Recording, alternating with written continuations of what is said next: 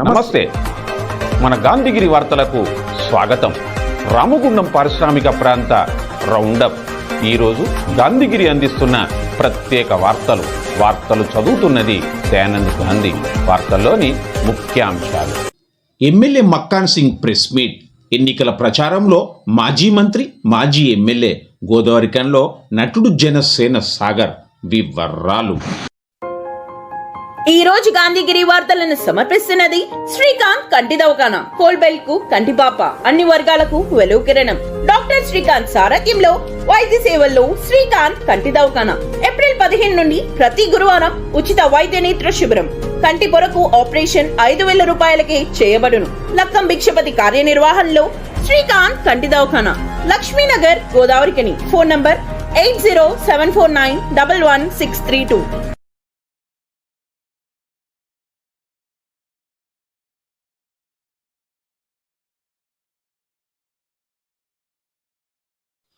ఓట్లు దండుకోవడానికి అబద్ధపు మాటలతో వారు ప్రజలను తప్పుదారి పట్టిస్తున్నారని రామగుండం ఎమ్మెల్యే రాజ్ ఠాకూర్ మక్కాన్ సింగ్ అన్నారు.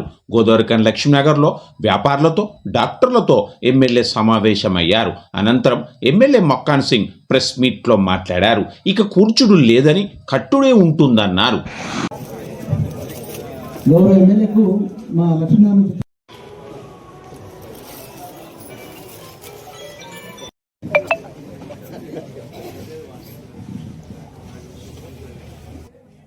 ఇలా సింగరేణి అత్యంత పెద్దగా పెన్షన్ ద్వారా ₹1 కోటి ఆ కుటుంబానికి వచ్చేటువంటి బెనిఫిట్స్తో పాటు వారి జీతభత్యాలు పూర్తి చేశాం.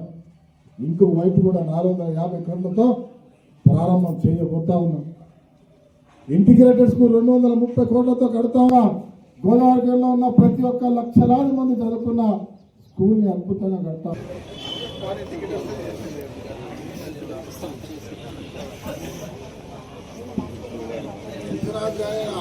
అరే అట్లా కాదు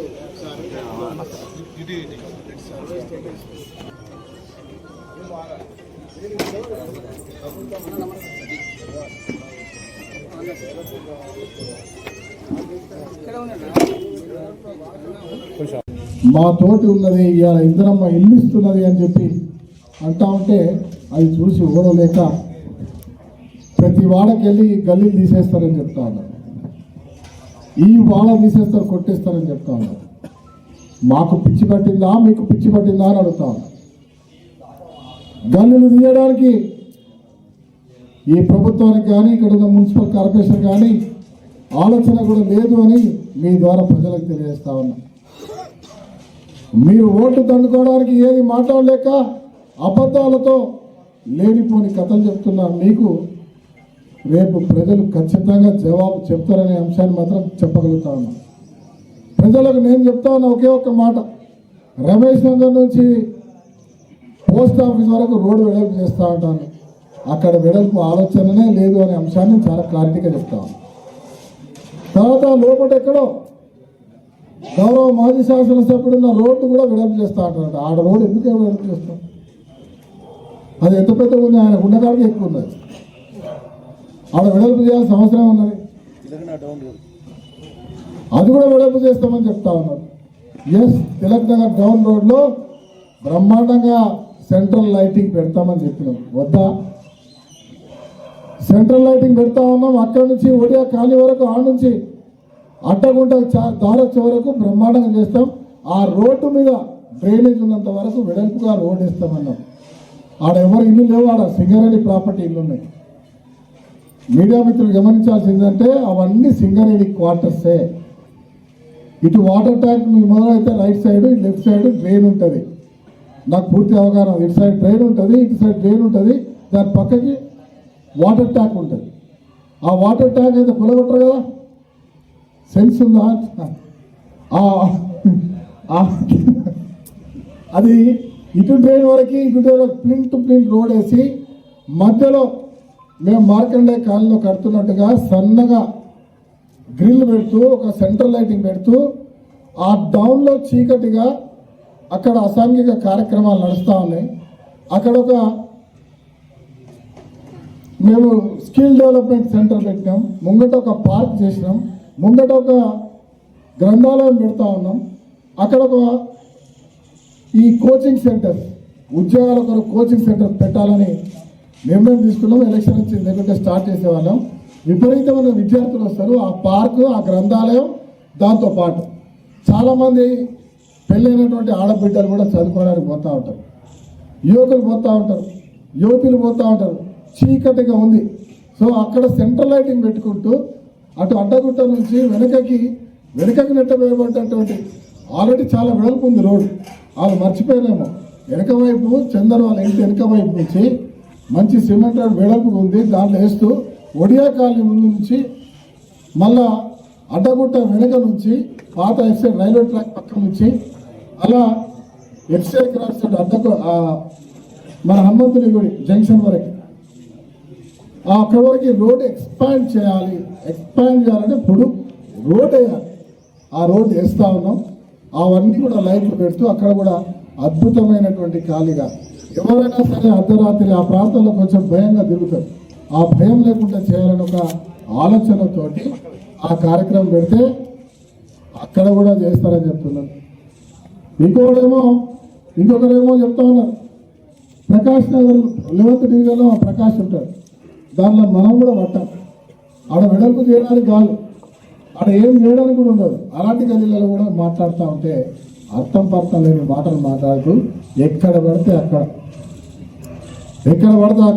ఇదే మాటలు. ఇంకా కూర్చుండ్లు లేవు, అయిపోయినాయి.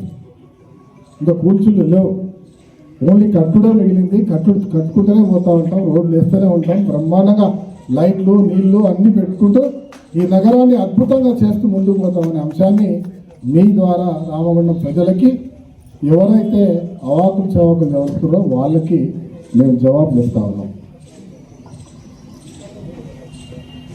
దాంతోపాటు లక్ష్మీనగర్లో మా బంధువులందరూ కూడా పోయారు, మా సేట్లు అందరూ. ఆ టవర్స్ అని నేను 2-3 సార్లు చెప్పినా మళ్ళీ చెప్తా ఉన్నాను. ఆ సైడ్ టవర్స్ తీసేసి మిడిల్ టవర్సే పెట్టండి మాకన్నారు. వారి కోరిక మేరకు 18వ తారీఖు రోజు ఆల్రెడీ ఇన్స్ట్రక్షన్ గివెన్ ఇచ్చేసాం. 18వ తారీఖు నుంచి పని మొదలవుతుంది. అవన్నీ కూడా మార్పు చేస్తాం. దానికి సంబంధించిన ఏ బడ్జెట్ ఉన్నా కూడా నాకు సంబంధించిన బడ్జెట్ అలాట్ చేయడం జరుగుతుంది. మేము ఇవాళ వ్యాపారస్తులను గౌరవించేటువంటి వాళ్ళు బాగుండాలి, వారి ముఖాన చిరునవ్వు ఉండాలి, వారి కళ్ళలో నీళ్లు రావద్దు. ఇక్కడ అద్భుతమైన వ్యాపారం జరగాలనే ఒక ఆలోచనతో వారి కోరిక మేరకు జరగడం జరిగింది. చాలా సంతోషంగా ఉన్నారు మార్కెట్లో ప్రతి ఒక్కరు. ఇవాళ ఆ పోల్స్ ఒక్కటి మాకు సహకరిస్తే దీనికంటే అద్భుతం ఏది ఉండదు అని చెప్తా ఉన్నారు. వారి కోరిక మేరకు అవి కూడా పూర్తి చేస్తామని తెలియజేస్తూ, ఇంత తక్కువ సమయంలో అద్భుతంగా బడ్జెట్ ఇచ్చి అభివృద్ధి చేస్తున్నటువంటి రేవంత్ రెడ్డి గారికి మరి బహుమానంగా 60 సీట్లో భారీ మెజార్టీ గెలిపిస్తే ఇంకో 1000 కోట్లు అడిగే యొక్క హక్కును నాకు కల్పిస్తారని భావిస్తా ఉన్నా. అన్నింటికంటే ప్రధానంగా మీడియా మిత్రులు, రామగుండంలో విద్యుత్ ప్లాంట్, మేడిపల్లిలో విద్యుత్ ప్లాంట్, ఇవాళ 16,000 కోట్లతో విద్యుత్ ప్లాంట్ రామగుండంలో, 6,000 కోట్లతో సుమారుగా పీపీపీ మోడల్లో మేడిపల్లిలో, అంటే 21-22,000 కోట్లు ఈ రాష్ట్ర ప్రభుత్వం కట్టాలంటే టీఆర్ఎస్ పార్టీ వద్దంటా ఉంది. రామగుండం ప్రజలను వద్దంటుంది. మరి ఏం చేద్దామని అంటే ప్రజలందరూ కూడా ఇవాళ దానికి జవాబు ఇవ్వడం సిద్ధమన్నారు. ముఖ్యమంత్రి గారు వీళ్ళందరూ వద్దంటూ నెగిటివ్గా రోజు రాతలు రాపిస్తా ఉన్నారు బీజేపీతో, టీఆర్ఎస్తో.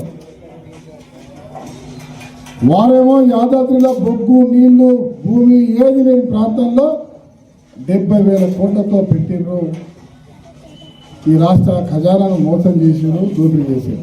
Jagadamba linen cotton store Godavarikhani. గోదావరిఖనిలోనే మొట్టమొదటి అతిపెద్ద జెంట్స్ క్లాత్ షోరూమ్. రాబోయే పండుగలు, మ్యారేజ్ సీజన్ కోసం స్పెషల్ ఆఫర్స్. 999 రూపాయలకే 4 ప్యాంట్ క్లాతులు, 999 రూపాయలకే 4 షర్ట్ క్లాతులు, 999 రూపాయలకే 2 రేమాన్ ప్యాంట్ క్లాతులు, 999 రూపాయలకే 2 అరవింద్ ప్యాంట్ క్లాతులు, 599 రూపాయలకే మీటర్ 60 వైట్ లెనిన్ షర్టింగ్, 799 రూపాయలకే మీటర్ 70 వైట్ లెనిన్ షర్టింగ్, 899 రూపాయలకే మీటర్ 80 వైట్ లెనిన్ షర్టింగ్, 999 రూపాయలకే metre After 100 white linen shirting, Jagadamba Linen Cotton Store, Lakshmi Nagar, Godavari Khani.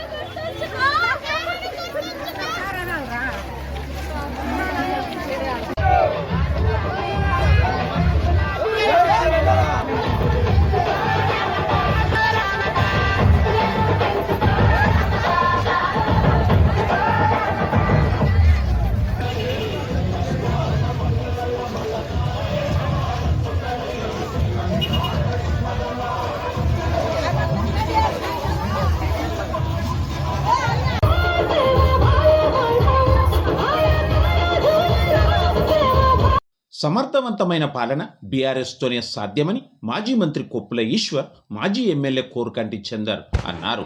Ramagundam నగరపాలక ఎన్నికల్లో భాగంగా ఈరోజు వారు పలు డివిజన్లలో ప్రచారాన్ని నిర్వహించారు. మరి మేము ఒక్కరమే చెప్తలేము కదా, వేరే వాళ్ళు కూడా వస్తారు కదా. ఎవరు వస్తారు? ప్రధానంగా కాంగ్రెస్ పార్టీ వాళ్ళు వస్తారు, చేతి గుర్తోళ్ళు వస్తారు. ఇప్పుడు చేతి గుర్తోళ్ళు గెలిచి రాజ్యంకి వచ్చి 2 సంవత్సరాలు దాటిపోయింది. మరి ఇచ్చిన 6 గ్యారెంటీల సంగతి ఏంది? గ్యాస్ పైసలు వస్తున్నాయా? వస్తలేవా? ఇక ముసలిళ్ళకి ఇచ్చే 2000, పెద్దసారి 2000 ఇచ్చిండు. ఇంకా 2000 అయితే వస్తలేవు. మరి మీకు ఇక్కడికి వచ్చిన మహిళల సంగతి ఏంది? మీ 2500 సంగతి ఏంది? మహాలక్ష్మి వర్గాలు వచ్చిందా? రాలే. మరి ఇస్తారనే నమ్మకం ఉందా? ఎందుకంటే పోటీలు ఇవ్వరు, పెన్షన్లు ఇవ్వరు, తర్వాత విద్యార్థులకు ఇచ్చేటువంటి స్కాలర్షిప్ ఇవ్వరు, వాళ్ళు ఇచ్చిన ప్రోత్సాహకాలు ఇవ్వరు. 2 సంవత్సరాలలో ఇక్కడ ఇటున్న పుల్లు అటు పెట్టలే, ఒక్క పని కూడా చేయలే. తర్వాత ఇక ఆడవాళ్లకు బంగారం అంటే చాలా ప్రేమ కదా. బంగారం అంటే ఇక అది కూడా చెప్తా. అప్పుడు కేసీఆర్ గారు కళ్యాణ లక్ష్మికి 1,00,000 రూపాయలు ఇచ్చిండు. ఓట్లు కావాలి కాబట్టి ఆడళ్లను మభ్య పెట్టాలంటే ఏం చెప్తే వాళ్ళు వింటారు అని అంటే కళ్యాణ లక్ష్మికి తులం బంగారం అనగానే కథమైపోయింది. 2500 నెలకు అనగానే కథమైపోయింది. అందరు కలిసి అంటే ఓటు వేస్తుంది మంచిగా. అందరు కలిసి అంటే ఓటేసిండ్రు. తర్వాత ఆయన ముఖ్యమంత్రి అయిన రేవంత్ రెడ్డి చెప్పిన అవన్నీ కూడా మర్చిపోయి రోజుకు అబద్ధం చెప్పుకుంటూనే పోతాడు. తన పాలనా వైఫల్యాలను ప్రజల నుంచి దూరం చేయడానికి ముఖ్యమంత్రి రేవంత్ రెడ్డి ఓ జాతిని విమర్శిస్తూ తమ ఆత్మస్థైర్యాన్ని దెబ్బతీసే విధంగా మాట్లాడడం సహించమని పద్మనాయక సంక్షేమ మండలి రామగుండం పారిశ్రామిక ప్రాంత అధ్యక్షుడు నడిపెల్లి రామ్మోహన్ రావు, ఉపాధ్యక్షుడు నడిపెల్లి విద్యాసాగర్ రావు, ప్రధాన కార్యదర్శి చెప్పాల శ్రీపతిరావు అన్నారు. గోదావరిఖని ప్రెస్ క్లబ్లో ఈరోజు జరిగిన ప్రెస్ మీట్లో వారు మాట్లాడారు. ఒక కులాన్ని దూషించే పనిగా పెట్టుకొని గత 2 సంవత్సరాల నుండి టీఆర్ఎస్ పార్టీని దూషించడం అనేది అది వారి పార్టీల సంబంధమే, కానీ ఒక కుల వివక్ష మీద జాతిని విమర్శించేటువంటి స్థాయి ఒక ముఖ్యమంత్రికి అవసరమా? అయితే ముఖ్యమంత్రి చేపట్టేటువంటి కార్యక్రమాలు ఇది ఒక భాగమా అని చెప్పాలనుకునేటువంటి పరిస్థితుల్లో దాన్ని మేము తీవ్రంగా ఖండిస్తూ ఉన్నాం. ఓ జాతిని విమర్శించే హక్కు ఆయనకు ఎవరిచ్చినారు? ఈ ప్రజాస్వామ్యంలో ఉన్నటువంటి పరిస్థితుల లోపల ప్రజాస్వామ్య పద్ధతుల్లో నడవాల్సిందే, కానీ జాతిని ప్రత్యేకించి ఈ జాతి అని చెప్పిన వెలుమాని చెప్పని విమర్శించుకునేటువంటి స్థాయి మేము ఈనాటి వరకు, ఆనాటి నుంచి ఈనాటి వరకు మా వెల్మ జాతికి ఒక పౌరుషము, రేషము, శాస్త్రము, ధార్మిక శక్తి ఉన్నటువంటి మా జాతికి మా పూర్వ చరిత్రలు చెప్తా ఉన్నాయి. ఈనాడు ఈ చరిత్ర లోపల ఈ కాంగ్రెస్ ప్రభుత్వం ఉన్నటువంటి చరిత్రలో కూడా ముఖ్యమంత్రులు, మరి మంత్రులు, ఎమ్మెల్యేలు చేసినటువంటి స్థాయి వాళ్ళు ఎంతమంది ఉన్నారు. ఈనాడు తన మంత్రివర్గం లోపల మా వెల్మ జాతి ఉంది, ఇంత ఎమ్మెల్యేలు ఉన్నారు. వాళ్ళందరితో తాను పబ్బం గడుపుకుంటూ వాళ్ళందరితో తాను ఎన్నుకోబడి ఇవాళ ముఖ్యమంత్రి అని చెప్పి అన్న తర్వాత అటువంటి జాతిని మా విమర్శించేటువంటి స్థాయి ఈయనకి ఎక్కడిది అని చెప్పాను. ఓ స్థాయిని విమర్శించేటప్పుడు తన స్థాయి ఏందో తెలుసుకోవాలి. అయితే వ్యక్తిగతంగా అది రేవంత్ రెడ్డికి ఎక్కడిది ఇంత ముఖ్యమంత్రిగా తప్పకుండా గౌరవిస్తాం. ముఖ్యమంత్రి గారు చేయాల్సినటువంటి ధర్మం కాదు, ఆ యొక్క స్థానానికి విఘాతం కలిగించేటువంటిది, ఒక వివక్షను చూపెట్టి ఒక అప్రతిష్ట పాలు చేసేటువంటి పరిస్థితి తీసుకొచ్చిండు. కాంగ్రెస్ పార్టీని బస్సు పట్టించేటువంటి పద్ధతుల్లో చేస్తున్నాడు, కానీ చేసేటువంటిది ఇదేది ప్రతిష్ట ఇమ్మడింపజేయాలని చెప్పేది కాంగ్రెస్ పార్టీకి కాదు. మేము కాంగ్రెస్ వాదిలో ఎండు కూడా మేము చెప్తున్నాం ఏంటని చెప్పంటే, మేము కూడా కాంగ్రెస్ వాదులు చాలామంది ఉన్నాం. అయితే నేను ఒక కాంగ్రెస్ వాదిగా పుట్టిన కాడి నుంచి ఈనాడు వరకు కాంగ్రెస్ వాదిగా చాలా పెద్ద పెద్ద మహనీయులు, వెంకటరావు గారు, మాదాండ్ల చొక్కారావు గారు, సుధాకర్ రావు గారు, వేరే కులాలకు పోయిన తర్వాత పివి నరసింహరావు గారు అన్ని శిష్యుగా పనిచేసాం. శ్రీపాదరావు గారు మేము వారికి అన్నంగా శిష్యులం. వారి పేరు చెప్పుకుని ప్రతి ఒక్కరు కట్టుకునేటువంటి బట్ట పట్టుకునేటువంటి నడక మా జీవన విధానం లోపల వారి లోపల కుటుంబం పాల్పంచుకునేటువంటి పరిస్థితిలో ఉన్నటువంటి పరిస్థితి. ఆనాడు కాంగ్రెస్ గారు శ్రీపాదరావు గారు కాదా? శ్రీపాదరావుని మేము గౌరవించలేదా? పార్టీని గౌరవించలేదా? ఈనాడు పార్టీని గౌరవించేటువంటి అగౌరవపరిచినటువంటి పరిస్థితి కాంగ్రెస్ ఎక్కడ ఉందని చెప్పి తప్పకుండా తనకు మాట్లాడేటువంటి స్థాయి ఉంది, మాట్లాడేటువంటి హక్కు ఉంది. తప్పకుండా మేము అటువంటిది ఏమైనా పరిస్థితి చేసినటువంటి పరిస్థితి మా విలువ జాతికి ఏమైనా రెడ్డి గారు తన యొక్క పాలనా వైఫల్యాలని ప్రజల లోపల దూరం చేయడం కోసము ఒక జాతిని విమర్శిస్తూ ఆత్మస్థైర్యాన్ని దెబ్బతీయాలనేటువంటి ప్రయత్నం చేస్తూ ఉన్నాడు. వారికే కనుక ఒకవేళ ఏదన్నా ఉన్నట్టయితే క్రితం ముఖ్యమంత్రి గారి పైన ఏదైనా వ్యక్తిగతంగా ఉన్నట్టయితే ఆయన వ్యక్తిగతంగానే చూసుకోవాలి తప్ప జాతి వెలమ అనేటువంటి దానిని ముందుకు తీసుకొస్తూ మా ఆత్మస్థైర్యాన్ని దెబ్బతీస్తూ సమాజం లోపల మా కులం పట్ల వివక్ష చూపుతూ ఆయన మమ్మల్ని అందరినీ కూడా మనోవేదనకు గురి చేస్తున్నటువంటి బాధను ఈరోజు వెలిగక్కడం కోసం మేము ఈరోజు ఈ పత్రికా సమావేశం ఏర్పాటు చేశాం. ఇది తానే కాకుండా తన సహచర శాసనసభ్యులు కానివ్వండి, మిగతా చాలామంది కానివ్వండి, ఒక వెలమ జాతి పైన విద్వేషపూరితమైనటువంటి వ్యాఖ్యలు చాలాసార్లు చేస్తూ ఉన్నారు. మేము ఓపిక పట్టాం, ఇక ఓపిక నశించిపోతున్నది. ఇక మేము కూడా ఈ రోజున మా ఆల్ ఇండియా వెలమ అసోసియేషన్ వారు ఒక లీగల్ ఎక్స్పర్ట్స్తోని ముందు కార్యాచరణ ఏ విధంగా ఉండాలి, ఏం చేయాలనేటువంటి దానిని వారు సమావేశంలో నిర్ణయించబోతున్నారు. వారిచ్చే ప్రతి పిలుపు మేరకి మేము ఇక్కడ రామగుండం పారిశ్రామిక ప్రాంత పద్మనాయక సంక్షేమ మండలి తరఫున రామ్మోహన్ రావు గారు, విద్యాసాగరరావు గారి నేతృత్వం లోపల మేమందరం కూడా ఎన్నో కార్యక్రమాలు ముందు చేపట్టబోయేటువంటి అవకాశం ఉంది.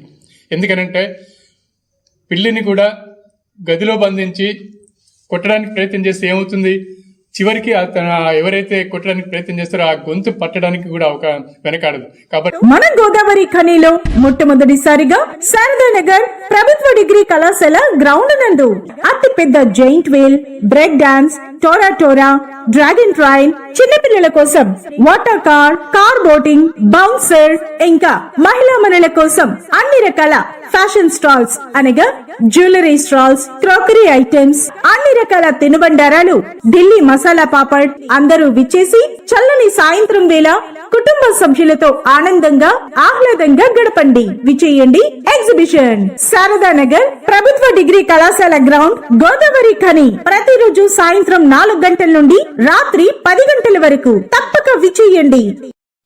కేంద్రంలో బీజేపీ ప్రభుత్వం తెచ్చిన 4 లేబర్ కోడ్లను రద్దు చేయాలని, ప్రమాదకర నిర్ణయాలు ఉపసంహరించుకోవాలని డిమాండ్ చేస్తూ కార్మిక, ప్రజా, రైతు వ్యతిరేక విధానం వెనక్కి తీసుకోవాలని కోరుతూ ఈ నెల 12న జరిగే దేశవ్యాప్త సార్వత్రిక సమ్మెలో కార్మిక వర్గం మొత్తం పాల్గొని జయప్రదం చేయాలని కోరుతూ ఐఎఫ్టీ జిల్లా కమిటీ పిలుపునిచ్చింది.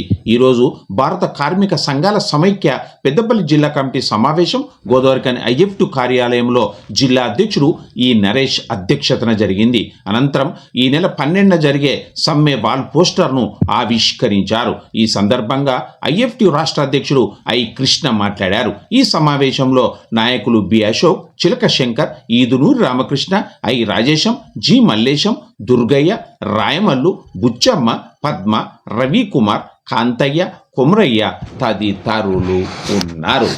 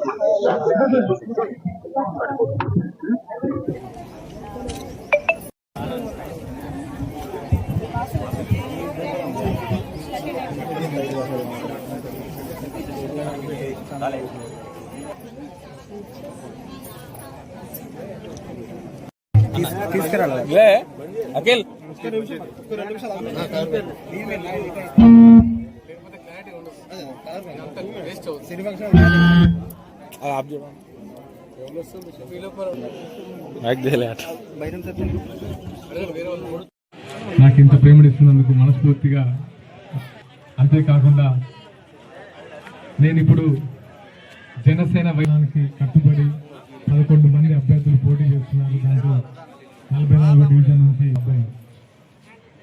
మన వార్డు బాగుండాలి, మన డివిజన్ బాగుండాలి, మనకు అందుబాటులో ఉండే నాయకుడు ఎవరు? జనసేన ప్రచార కార్యదర్శిగా నాకు పవన్ కళ్యాణ్ గారు, శ్రీ జనసేన అధినేత పవన్ కళ్యాణ్ గారు ఒక 2 సంవత్సరాల క్రితం నేను పార్టీలో జాయిన్ అయినప్పుడు నాకు ఈ పదవి ఇచ్చారు. దీనిలో భాగంగానే తెలంగాణలో first time municipal and corporation ఎన్నికల్లో మనం పోటీ చేద్దాం అన్నప్పుడు డెఫినెట్గా జనసేన ఎజెండానే యువతని రాజకీయ చైతన్యం తేవాలని ఆయన తీసుకున్న నిర్ణయం. రాజకీయాల్లో యువతకి ప్రాధాన్యం ఇవ్వాలి అని ఎప్పుడు చెప్తుంటారు. దేశ సంపద అంటే ఖనిజాలు, నదులు, అరణ్యాలు కాదు, యువత అని. ఆ యువతని రైట్ వేలో పెడితే దేశంలో చాలా, అంటే సమాజంలో చాలా మార్పు తీసుకురావచ్చు అని ఎప్పటి నుంచో చెప్తుంటారు. అది నాకు నిజం అనిపించింది. ఎందుకంటే ఇప్పుడున్న యువత ఎలాంటి సిచ్యువేషన్లో ఉన్నారంటే, నిరుద్యోగ సమస్యతో, మత్తు పదార్థాలకి బానిస ఏం చేయాలో తెలియక కుటుంబాలు విచ్ఛిన్నం అవుతున్నాయి. తెలంగాణ తెచ్చింది మేమనొకడు, తెలంగాణ ఇచ్చింది మేమనొకడు మాట్లాడుతుంటారు. సింగరేణి కార్మికుల వల్ల తెలంగాణ పాసిబుల్ అయింది.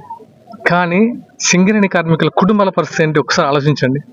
నేను ఒక సింగరేణి కార్మికుడు బిడ్డగా మాట్లాడుతున్నాను. ఎందుకంటే ఎప్పుడైతే రిటైర్డ్ అయిపోయాడో సింగరేణి కార్మికుడు అనారోగ్యంతో హాస్పిటల్ పాలవుతున్నారు. దానికి సరైన వైద్య సదుపాయాలు అందట్లేదు సింగరేణి కార్మికుడికి. సింగరేణి కుటుంబాల పిల్లలకు ఉద్యోగాలు లేవు. అంటే వాళ్ళ కుటుంబంలో ఎప్పుడు కలహాలతో, ఏదో రకమైన అసంతృప్తితో ఉన్నాయి. సింగరేణి చేసేంత వరకు బాగుంటారు, సింగరేణి అయిపోయిన తర్వాత వాళ్ళని తీసుకెళ్లి ఒక మూలకు పడేస్తున్నారు. వాళ్ళ లైఫ్ అన్ని అస్తవ్యస్తంగా ఉన్నాయి. మన చేతుల్లో మన భవిష్యత్తు ఉంది. పాలించే వాళ్ళు ఇదే నీళ్ళు తాగారు, జీవించే వాళ్ళు ఇదే నీళ్ళు తాగుతున్నారు. మనకెందుకు లేదు రోషం? యువతలో చైతన్యం రావాలి. యువత ప్రశ్నించడం నేర్చుకోవాలి. ఎటువంటి ప్రలోభావాలు పెట్టినా లోను కాకుండా ఈ 11 మంది జనసేన సిద్ధాంతాలకు నిలబడ్డ చూడు, దాన్ని మించిన విజయం మాకు లేదు. నేను నమ్మింది అదే, నేను కోరుకుంది అదే. భావితరాల భవిష్యత్తు కోసం, మార్పు కోసం డెఫినెట్గా ఈ రోజు కాకపోతే రేపు ఎక్స్పోర్ట్ చేద్దాం, కానీ జరిగి తీరుతుంది. ఇంతటితో గాంధీగిరి వార్తలు సమాప్తం. నమస్కారం.